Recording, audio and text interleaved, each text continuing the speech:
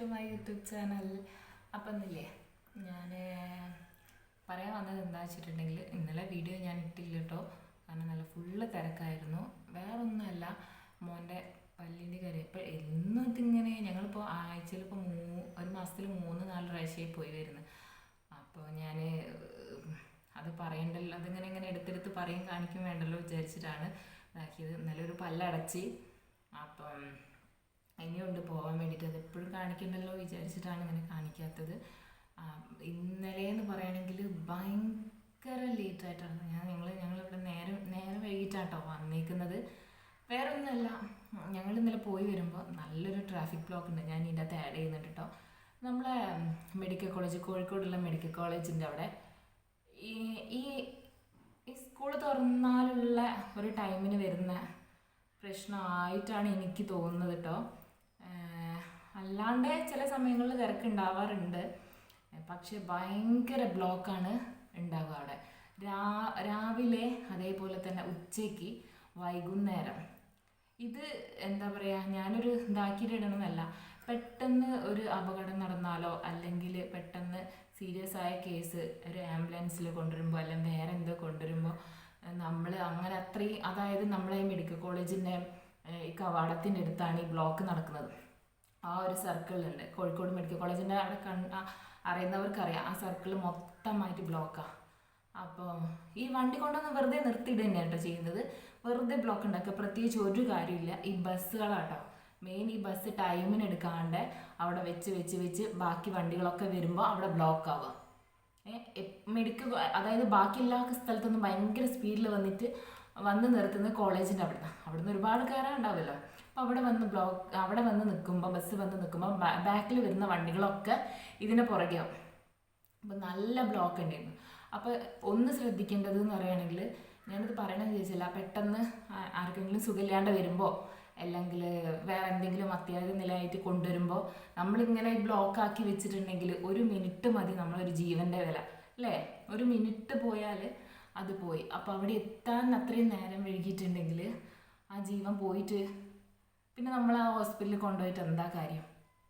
അപ്പം നമ്മൾ ഓരോരുത്തരും ഒന്ന് ശ്രദ്ധിക്കുക. കാരണം നമ്മൾ വണ്ടി എടുത്ത് ഇറങ്ങുന്നവരുണ്ടെങ്കിൽ ഒന്ന് നമ്മൾക്ക് അറിയാം, എല്ലാവർക്കും അറിയാം, പക്ഷെ ഇറങ്ങുന്നവരൊക്കെ ഒരൊറ്റ ധാരണ അത് മാത്രം, എൻ്റെ വണ്ടി പോകണം, എനിക്ക് സമയമില്ല, എനിക്ക് സമയത്തിന് അവിടെ എത്തണം. അവനവൻ്റെ സ്വന്തം കാര്യം മാത്രം നോക്കി നടക്കുന്നവരാണ് എല്ലാവരും. അങ്ങനെ ആയി പോകുന്നതായിരിക്കും കേട്ടോ. എന്നാലും ഞാൻ പറയാം, ഇങ്ങനെയുള്ള സ്ഥലങ്ങളിലൊക്കെ ബ്ലോക്ക് വന്നിട്ടുണ്ടെങ്കിൽ ഭയങ്കര ബുദ്ധിമുട്ടായിരിക്കും കേട്ടോ. ഒന്ന് അത് ഞങ്ങൾ ഒരുപാട് ലേറ്റായി വീട്ടിലെത്തുമ്പോൾ, അങ്ങനെ അവിടെ ഒരു ബ്ലോക്ക് കുടുങ്ങിയാൽ പിന്നെ അതിന് ശേഷം ഒരുപാട് വീടിൻ്റെ കാര്യങ്ങൾക്ക് പോകാനുണ്ടായിരുന്നു. ഏകദേശം ഓഗസ്റ്റ് സെപ്റ്റംബറിലേക്കാണ് നമ്മളെ പാലുകാച്ചലൊക്കെ നോക്കുന്നത്. ദൈവത്തിൻ്റെ അനുഗ്രഹം കൊണ്ട് വേഗം നടക്കട്ടെ. പിന്നെ പറയുകയാണെങ്കിൽ ഞാൻ കാര്യമായിട്ട് പറയാൻ വേണ്ടി വന്നത് വേറെ ഒന്നുമല്ല. ഞാൻ എന്താ പറയുക, യൂട്യൂബ് തുടങ്ങിയത് എന്താ പറയുക, അവർ പറഞ്ഞിട്ടോ അല്ലെങ്കിൽ വേറെ അത് നടത്തിക്കൊണ്ട് ഇതാക്കണമെങ്കിൽ ഒരാളെ മോട്ടിവേഷനോ കാര്യങ്ങളോ ഒന്നും ഇല്ലായിരുന്നു കേട്ടോ.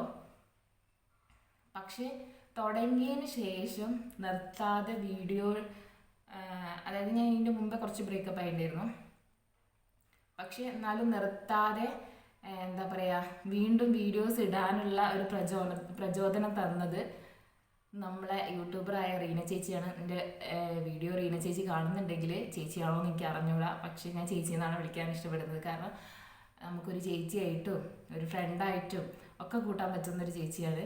ചേച്ചീൻ്റെ വീഡിയോ കാണുമ്പോഴാണ് എനിക്ക് വീഡിയോ സ്റ്റോപ്പ് ചെയ്യാതെ വീണ്ടും വീഡിയോസ് ഇടാൻ തോന്നുന്നത്. അപ്പം റീന ചേച്ചി, എൻ്റെ വീഡിയോ റീന ചേച്ചി കാണുന്നുണ്ടെങ്കിൽ, ചേച്ചി കേട്ടോ എൻ്റെ പ്രചോദനം സത്യമായിട്ട് വീഡിയോ ഇടാനുള്ളത് കേട്ടോ. നമ്മൾ യൂട്യൂബ് തുടങ്ങാൻ എനിക്കൊരു പ്രചോദനം ആ ചേച്ചി തന്നില്ല, പക്ഷേ യൂട്യൂബിൽ വീഡിയോസ് കണ്ടിന്യൂ ആയിട്ട് ചെയ്യാൻ എനിക്ക് പ്രചോദനം തരുന്നുണ്ട് കേട്ടോ. പക്ഷേ ആ ചേച്ചീൻ്റെ വീഡിയോ കാണുമ്പോൾ കേട്ടോ, കാരണം നിർത്താതെ വീഡിയോസ് ഇനിയും ഇടാൻ തോന്നുന്നു. പിന്നെ എന്താ പറയുക, ഞാൻ ഒരുപാട് മെസ്സേജ് അയച്ചിട്ടുണ്ടായിരുന്നു ചേച്ചീൻ്റെ ഇതിൽ, പക്ഷേ അവർ റിപ്ലൈ ഇല്ല. പക്ഷെ എന്തായാലും എനിക്ക് ചേച്ചീൻ്റെ വീഡിയോ ഇഷ്ടമാണ്. വീഡിയോ തുടർന്ന് പോകാനുള്ള കാരണം ഇപ്പം എനിക്ക് ആവശ്യമുണ്ടെന്ന് തോന്നി. പക്ഷെ ആ ചേച്ചീൻ്റെ ഓരോ വീഡിയോസ് കാണുമ്പോൾ നമ്മൾ ഓരോരുത്തരും ഭയങ്കര ആക്റ്റീവായിട്ട് ഓരോ കാര്യങ്ങൾ ചെയ്യാൻ തോന്നുന്നുണ്ട്. എന്തോ ഒരു പോസിറ്റീവ് എനർജി കിട്ടുന്നുണ്ട് കേട്ടോ ചേച്ചീൻ്റെ വീഡിയോയിൽ. എൻ്റെ പേഴ്സണലി ആണ്, എല്ലാവർക്കും എനിക്ക് അറിഞ്ഞൂടാ. ഞാൻ എന്തുകൊണ്ട് ഈ വീഡിയോയിൽ വന്ന് പറയുന്നുണ്ടെന്നേക്കും ചേച്ചി കാണുന്നുണ്ടെങ്കിൽ ഞാൻ എന്താ പറയുക, കാരണം മെസ്സേജ് അയക്കുമ്പോൾ ഒരുപാട് മെസ്സേജുകൾ വരുന്നല്ലേ, അപ്പം ശ്രദ്ധിക്കാണ്ട് പോകുന്നുണ്ടാവും. പക്ഷെ ഇങ്ങനെ വീഡിയോയിൽ വന്നിട്ടുണ്ടെങ്കിൽ ചേച്ചി കാണുന്നതാണെങ്കിൽ കണ്ടോട്ടെ വിചാരിച്ചിട്ടാണ്. ചേച്ചിനോട് നേരിട്ട് പറയാൻ എന്തായാലും കഴിയുന്നില്ല, അപ്പോൾ ഇങ്ങനെയെങ്കിലും ചേച്ചി അറിയട്ടെ വിചാരിച്ചിട്ടാട്ടോ. അങ്ങനെ ഇന്ന് നമ്മളെ മക്കളൊക്കെ നമ്മളെ കാര്യങ്ങളിലേക്ക് വരികയെന്ന് പറഞ്ഞിട്ടുണ്ടെങ്കിൽ മക്കളൊക്കെ ഇപ്പോൾ അത് സ്കൂളിൽ പോയിട്ടുണ്ട്. ഇനിയുള്ള കുറച്ച് പണിയുണ്ട്. ഇന്നലെ പോയി വരുമ്പോൾ എൻ്റെ ഒരു കസിൻ്റെ വീട്ടിൽ നിന്ന് കുറച്ച് ചെടികൾ കൊണ്ടുവന്നിട്ടുണ്ടായിരുന്നു. അപ്പോൾ അതിനൊക്കെ ഒന്ന് സെറ്റാക്കണം. കൊല്ലായിൽ ഇങ്ങനെ നിരത്തിയിട്ടാണ്. ഏട്ടൻ കുറച്ച് ഇന്നലെ റെഡിയാക്കി വെച്ചിട്ടുണ്ട്. അപ്പോൾ അതൊക്കെ ഒന്ന് റെഡിയാക്കണം. വേറെ പണികളില്ല, കിച്ചണിലൊക്കെ സെറ്റാണ്. നമ്മളെ ഡൈനിങ് ഏരിയ കണ്ട അടിച്ചു വാരൽ തുടയ്ക്കൽ കാര്യങ്ങളൊക്കെ ഉണ്ട്. നമുക്ക് അതിൻ്റെ അതേ കിടക്കാന്നാൽ അങ്ങനെ വെറുതെ വളവള എന്ന് പറഞ്ഞിട്ട് നേരെ വെക്കുന്നില്ല. അപ്പം നമുക്ക് നേരെ വീഡിയോയിലേക്ക് കിടക്കാം. ഞാനിത് പറയാൻ വേണ്ടിയിട്ടായിരുന്നു. ഈ 2 കാര്യം എനിക്ക് പറയണമെന്നുണ്ടായിരുന്നു. ഫസ്റ്റ് എൻ്റെ വീഡിയോൻ്റെ പ്രചോദനം റീന ചേച്ചിയാണ്. സത്യം ഒരു ഭയങ്കര ഒരു എനർജറ്റിക് ആട്ടോ ചേച്ചി. അപ്പോൾ അതൊന്ന്. പക്ഷെ ഇപ്പം അതിൻ്റെ എന്താ പറയുക, എനിക്ക് ഡെയിലി വീഡിയോ ഇടണമെന്നും നല്ല നല്ല കണ്ടൻറ്റ് കൊണ്ടുവരണമെന്നും ഒക്കെ ആഗ്രഹമുണ്ട്. പിന്നെ അതേപോലെ തന്നെ വേറൊരു കാര്യം, ഇപ്പോൾ എൻ്റെ വീഡിയോ കണ്ടിട്ട് എന്നെ ഓരോരുത്തർ അറിയാൻ തുടങ്ങിയിട്ടുണ്ടെന്നുള്ള വേറൊരു കാര്യം. അങ്ങനെ നമുക്ക് വിശേഷങ്ങൾ വഴിയെ പറയാം. നമ്മളിതാ പറഞ്ഞ് നേരെ ജോലിയിലേക്ക് കിടക്കട്ടെ.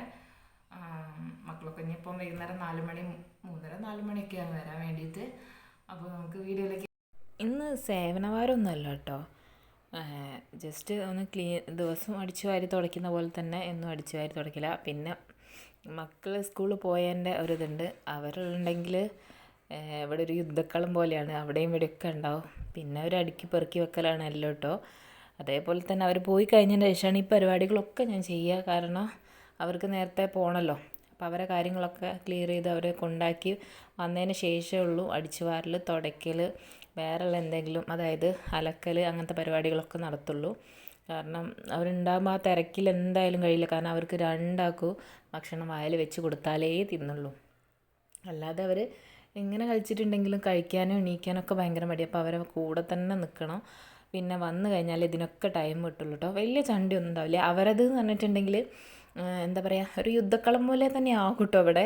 പക്ഷേ എങ്ങനെയാണ് ഈ പേപ്പറുകളൊക്കെ ചുരുട്ടി ബൗൾ പോലെ ആക്കി ഓരോ സ്ഥലങ്ങളിടുക. പിന്നെ അതേപോലെ തന്നെ കാറിൻ്റെത് ഒക്കെ സെപ്പറേറ്റ് ആക്കുക. അങ്ങനെ വലിയ സംഭവം അതിനെക്കൊണ്ട് ചെറിയ പൊടികളും കാര്യങ്ങളൊന്നും അങ്ങനെ ഉണ്ടാവില്ല കേട്ടോ. എപ്പോഴും ക്ലീൻ ചെയ്യുന്നതിനെ കൊണ്ട് അങ്ങനെ ഒരു ഇതുണ്ടാവില്ല. ഒക്കെ വാരി വലിച്ച് അവിടെ ഇവിടെ ആയിട്ടുണ്ട്. അതൊക്കെ ഒന്ന് അടുക്കി പെറുക്കി വെക്കണം എന്നേ ഉള്ളൂ. അതേപോലെ തന്നെ നമ്മളെ ഇപ്പോൾ ഒരു സ്കൂൾ പറഞ്ഞപ്പോൾ 2 ആഴ്ച ആവാനായില്ല. 2 ആഴ്ച മൊത്തമായിട്ട് ഈ ബുക്ക് കവർ ചെയ്യുന്ന പരിപാടി അതിനെക്കൊണ്ട് ഇഷ്ടംപോലെ പേപ്പർ കട്ടിങ് ഉണ്ടാവും. അപ്പോൾ അതിങ്ങനെ അടിച്ചു വാരി കൊണ്ടുപോവുക, അടുപ്പിനകത്ത് കൊണ്ടുപോയിടുക. അങ്ങനെയാണ് നമ്മളെ പരിപാടി കേട്ടോ. കടലാസല്ലേ, ഇപ്പം ഞാൻ കത്തിപ്പോവല്ലോ. അപ്പോൾ ഇത് തന്നെയാണ് പരിപാടി. ഓരോ ടെക്സ്റ്റും വേറെയുള്ള സംഭവങ്ങളൊക്കെ കിട്ടുമ്പോൾ ഒരാളത് കഴിയുമ്പോഴത്തേ ഒരാളത് വരും. അങ്ങനെ ആക്കുമ്പോൾ അങ്ങനത്തെ കുറേ കട്ടിങ്സും കാര്യങ്ങളൊക്കെ ഉണ്ട് കേട്ടോ. പിന്നല്ലേ ഇവളെന്താ ഇങ്ങനത്തെ ഒരു നൈറ്റി, ഒരു ഇതാവാത്തൊരു നൈറ്റി കിട്ടുമെന്ന് തോന്നുന്നുണ്ട് കേട്ടോ. ഇത് നൈറ്റി ആൻറ്റീൻ്റെയാണ്. ഷേപ്പൊന്നും ചെയ്തില്ല. കണ്ടപ്പോൾ ഒരു ഭംഗി തോന്നി. എനിക്ക് ഇങ്ങനത്തെ നൈറ്റീനോടൊക്കെ ഭയങ്കര ക്രേസാട്ടോ. ഇങ്ങനെ എന്താ പറയുക, കഫ്താൻ മോഡൽ, പിന്നെ അതേപോലെ ഫ്രോക്ക് ടൈപ്പ്, പിന്നെ അങ്ങനെ എന്താ പറയുക, എനിക്ക് പൊതുവേ എനിക്കിങ്ങനെ ഷേപ്പ് ചെയ്തിട്ടിടുന്ന പരിപാടിയൊന്നും എനിക്കിഷ്ടമല്ല കേട്ടോ. എനിക്കിങ്ങനെ എന്താ പറയുക, ഡ്രസ്സൊക്കെ കുറച്ചൊരു ലൂസായി കിടക്കണം. അതായത് ഇങ്ങനെ ഒരു ഇതായിട്ട് നിൽക്കണം, ബോഡി ഫിറ്റോ അങ്ങനെ കാര്യങ്ങളൊന്നും എനിക്കിഷ്ടമല്ല കേട്ടോ. ഇത് അങ്ങനെ തന്നെയാണ്. നല്ല എന്താ പറയുക ബലൂൺ ഫിറ്റ് പോലെ, ബലൂൺ ഫിറ്റ് അല്ല, അങ്ങനെ എന്താ പറയുക, ലൂസായി കിടക്കുന്ന എനിക്ക് ഇഷ്ടപ്പെട്ടതിനെ കൊണ്ട് ഒരു ഒഴുക്കൻ മട്ട് അങ്ങനെ പറയാം. അങ്ങനെ കിടക്കുന്നതിനെ കൊണ്ട് എനിക്ക് ഭയങ്കര ഇഷ്ടമാണ്. ഇങ്ങനത്തെ നൈറ്റിനോടൊക്കെ ക്രേസ് ഉള്ളവർ ആരെങ്കിലും ഉണ്ടോ? നമ്മൾ വീഡിയോ കാണുന്നവർ, ചേച്ചിമാരാണെങ്കിലും അനിയത്തിമാരാണെങ്കിലും ഒക്കെ. അപ്പോൾ ഉണ്ടെങ്കിലൊക്കെ ഒന്ന് കമൻറ്റ് ചെയ്യട്ടോ. പിന്നെ നമ്മൾ ഇടുന്ന നൈറ്റി എന്ന് പറയാൻ മോഡൽ നൈറ്റി കാര്യങ്ങളൊന്നും ഞാൻ പ്രത്യേകിച്ച് ഞാൻ ഇതിൻ്റെ അകത്ത് കാണിക്കില്ല. എനിക്കെന്ത് ഇഷ്ടപ്പെടുന്ന ഡ്രസ്സ് ഇട്ടിട്ട് അത് അങ്ങനത്തെയാണ് ഞാൻ ഇതാക്കാറ്. അദ്ദേഹം വീഡിയോയിൽ വരുമ്പോഴത്തേക്ക് ഇന്ന പുതിയത് വാങ്ങിച്ച നൈറ്റി അങ്ങനെയൊന്നുമില്ല. എനിക്ക് വളരെ ചുരുങ്ങിയ നൈറ്റിയേ ഉള്ളൂ. ഞാൻ അങ്ങനെ ഡെലിവറി കഴിഞ്ഞതിന് ശേഷം കേട്ടോ ഈ നൈറ്റി പുറത്ത് കയറാൻ തുടങ്ങിയത്.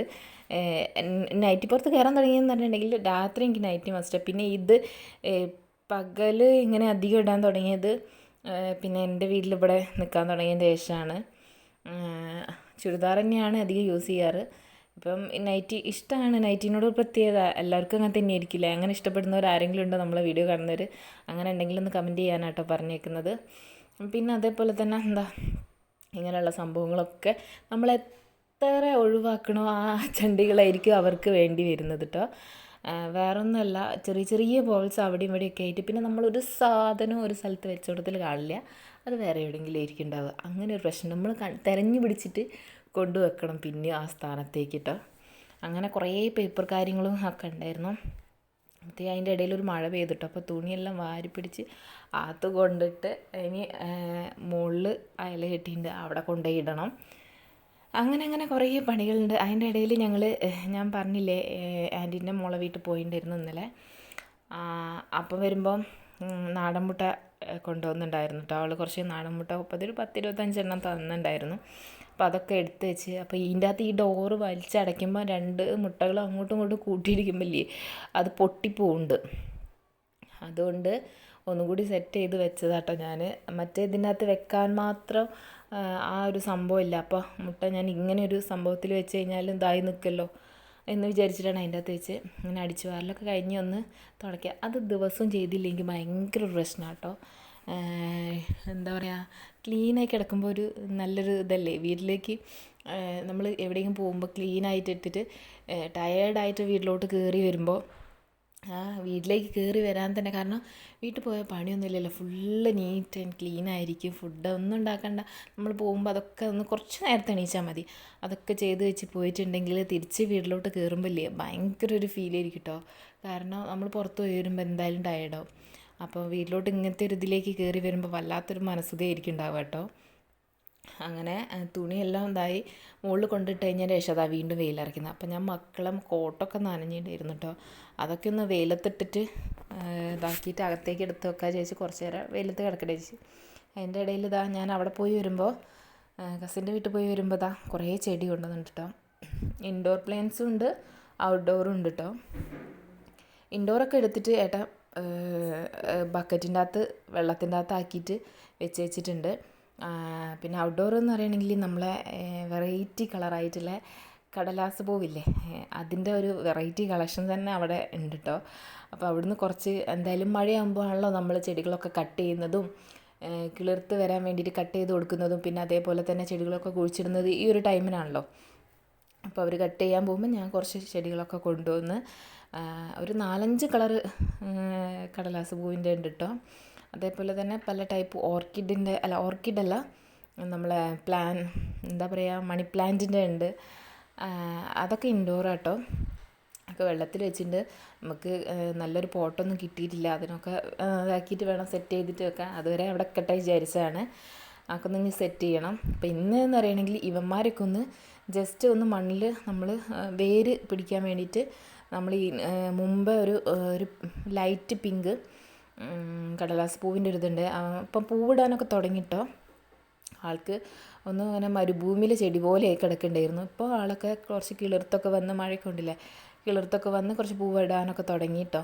അപ്പോൾ അവൻ്റെ ചുറ്റും വെച്ച് കൊടുക്കുക ചേച്ചി ഈ കളറ്. എനിക്ക് ചെറിയ പ്ലാനൊക്കെ ഉണ്ട്, പ്ലാനൊക്കെ ഞാൻ കാണിച്ചിട്ടുണ്ട്. ആദ്യം ഇതൊന്ന് പിടിക്കുമോ നോക്കട്ടെ. അപ്പം ഞാൻ അതിന് വേണ്ടിയിട്ട് ഫുള്ള് റൗണ്ടിൽ ജസ്റ്റ് ഒന്ന് ഇതാക്കിയിടുന്നുള്ളൂ, ഉഴുന്നിടുകയുള്ളൂ ചെയ്യുന്നുള്ളൂ കേട്ടോ. പിന്നീടാണ് നമ്മൾ ഇതാക്കുന്നത്. ഇതൊന്നും എന്താ പറയുക, ചെടിച്ചട്ടിയിൽ വെക്കേണ്ട, ചെടിച്ചട്ടിയിൽ വെച്ചാലുണ്ട്. പക്ഷെ നമ്മൾ ഇടയ്ക്കിടയ്ക്ക് ഇങ്ങനെ കട്ട് ചെയ്ത് കൊടുക്കുക. അതിനേക്കാളും നല്ലത് മണ്ണൊക്കെ സെറ്റ് ചെയ്തിട്ട് അവിടെ ഇതാക്കിയിട്ട് എന്താ പറയുക, അങ്ങനെ ഒരു സെറ്റ് ചെയ്ത് വെക്കുന്നതായിരിക്കും കൂടുതൽ ഭംഗി ഉണ്ടാവുക ഇവരൊക്കെ കേട്ടോ. ഇവരെന്ന് ഉദ്ദേശിച്ച് ഈ കടലാസ് പൂവിനെ കേട്ടോ. അപ്പോൾ എനിക്ക് അങ്ങനെ ചെയ്യാനിഷ്ടം. പിന്നെ എൻ്റെ മനസ്സിലൊരു പ്ലാൻ ഉണ്ട്, എത്രമാത്രം സക്സസ് ആവുമെന്ന് എനിക്ക് അറിഞ്ഞുകൂടാ. ഇപ്പോൾ തൽക്കാലം ഇങ്ങനെ കിടക്കട്ടെ. അതിൻ്റെ ഇടയിൽ നമ്മളെ ഈ ചെടീൻ്റെ ഉള്ളിൽ ഈ വീട്ടുകാർ ആദ്യം കുഴിച്ചിട്ടാണോ എന്ന് എനിക്ക് അറിഞ്ഞൂട കേട്ടോ. പാലേൻ്റെ ആണോ ഇനി വേറെ ഏതോ ആണോ എന്നറിയില്ല. അപ്പം അമ്മ അതിൻ്റെ അകത്തുനിന്ന് ഒരു ഇല പൊട്ടിച്ച് അടുത്ത വീട്ടിലെ ചേച്ചീനെ കാണിക്കിയത് പാലയാണോ, നമ്മൾ പാലയാണെങ്കിൽ വീട്ടിൽ വളർത്താൻ പാടില്ലല്ലോ, അതായത് ചെടി നട്ട് വളർത്താൻ പാടില്ലല്ലോ എന്നൊക്കെ ഇങ്ങനെ ചോദിച്ചുകൊണ്ട് നിൽക്കുക കേട്ടോ. എൻ്റെ ഇടയിൽ ഞാൻ പിഴുത് മാറ്റാനൊക്കെ നോക്കിയിരുന്നു, പക്ഷേ ആൾ ഭയങ്കര സ്ട്രോങ് ആയിട്ട് നിൽക്കുന്നുണ്ട്. അപ്പോൾ എനിക്ക് പറ്റിയില്ല, ഞാൻ ഒഴിവാക്കി. നമുക്ക് പറ്റുന്ന പണിയെല്ലാം എടുക്കാൻ പറ്റുള്ളൂ. അപ്പോൾ ചെടി മൊത്തം കുഴിച്ചിട്ട് ഒന്ന് സെറ്റായി വരുന്നുണ്ട് കേട്ടോ. അപ്പോൾ നമ്മളെ വീഡിയോ ഒക്കെ പുതുതായിട്ട് കാണുന്നവരുണ്ടെങ്കിൽ ഒന്ന് സബ്സ്ക്രൈബ് ചെയ്യണം. കാരണം നമ്മളെ വീഡിയോ കാണുന്നവർ അധിക പേരും സബ്സ്ക്രൈബ് ചെയ്യാണ്ടെയാണ് കാണുന്നത്. ഒന്ന് ചെയ്തേക്കണം കേട്ടോ. നമ്മളെ വീഡിയോ ഇഷ്ടപ്പെട്ടിട്ടുണ്ടെങ്കിൽ ഒന്ന് ലൈക്ക് ചെയ്യാനും മറക്കരുത് കേട്ടോ. അപ്പോൾ ഇന്നത്തെ വീഡിയോ ഇത്രയേ ഉള്ളൂ. ബായ്.